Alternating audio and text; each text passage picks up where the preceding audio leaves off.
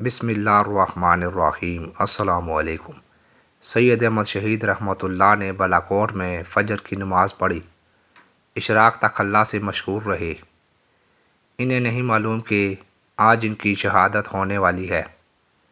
مجاہدانہ لباس پہنا، تلوار ننگی کی کہ اتنے میں لاہور سے ایک جاسوس مسلمان آیا اور کہا کہ لاہور کا ایک مسلمان بہت بڑا افسر ہے جو سکھوں کے ہاں نوکر ہے۔ آپ کی محبت میں اس نے خفیہ خط دیا ہے۔ اس خط میں کیا لکھا ہے آپ پڑھ لیجئے۔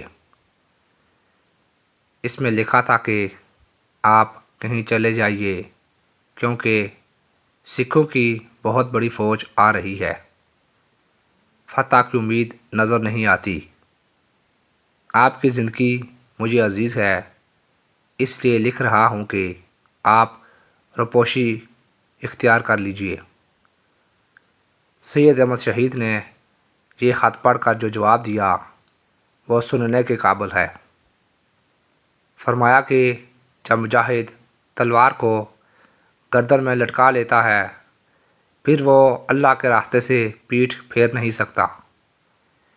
یہ مومن کی شان کے خلاف ہے۔ ہمیں ایسی زندگی نہیں چاہیے، ہمیں روپوشی نہیں چاہیے۔ ہم تو جان دینے کے لیے آئے ہیں۔ فرمایا کہ اس خط کو لے جاؤ اور اس افسر سے میرا سلام کہو اور یہ کہہ دو کہ سید احمد کو دو کام کرنے ہیں، یا تو میں جہاد میں فتح حاصل کر کے غازی بنوں گا اور لاہور پر فتح کا جھنڈا لہراؤں گا، یا پھر میں شہادت کا جام نوش کر کے اللہ سے ملوں گا۔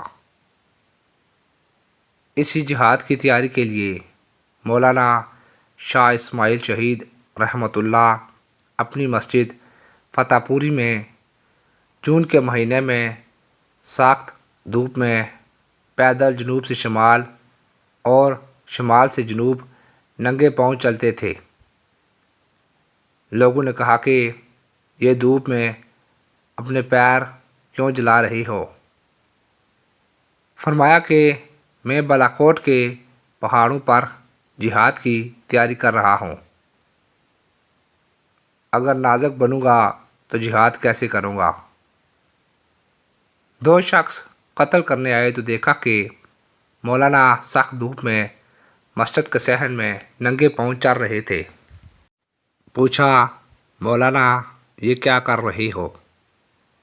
کہا کہ سکھوں سے بالاکوٹ میں جہاد کرنا ہے، اپنے مظلوم مسلمانوں کو نجات دلانی ہے۔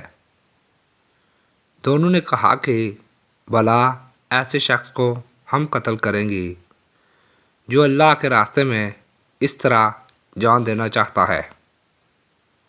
دونوں نے اپنی حماقت پر اپنا سر پیٹ دیا اور توبہ کی اور کہا لا حول ولا قوت الا باللہ، ہمیں لوگوں نے غلط بتایا۔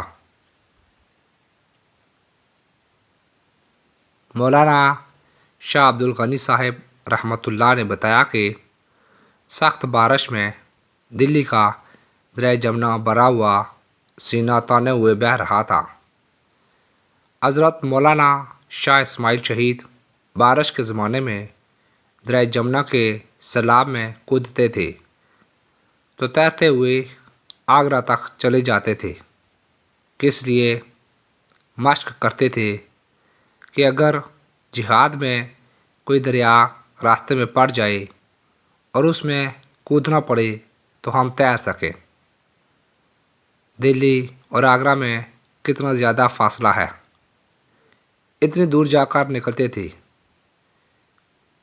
کیا جذبہ جہاد تھا کہ دلی سے آگرہ تک تیرنے کی مشق کرتے تھے، اور آج مسلمانوں نے جہاد کو دین سے نکال دیا۔ اگر کوئی جہاد کی بات کرے تو اسے انتہا پسند اور دہشت گرد کہا جاتا ہے۔ اللہ تعالی ہمیں ہدایت دے، آمین ثم آمین۔